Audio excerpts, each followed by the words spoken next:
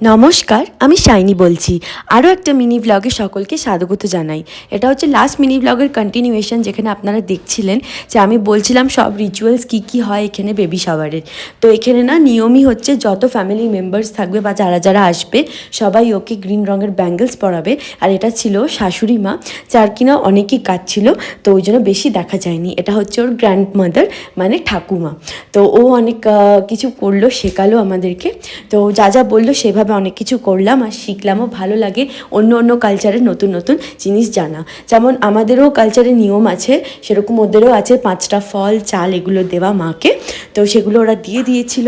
আর এরপর হয়ে গেছিলো খাবার সময়। এখানে বলে দিই, আগেও বলেছি, এখানে যে কোনো রিচুয়ালসে ওরা ভেজই প্রেফার করে, কারণ ননভেজটাকে ওরা অশুভ মানে। তো খাবার ভেজ হলেও খুবই অপূর্ব খেতে আর টেস্টি ছিল। তো যাই হোক, আজকের ব্লগটাকে এখানেই এন্ড করলাম। সবাই খুব ভালো থাকবেন। টাটা।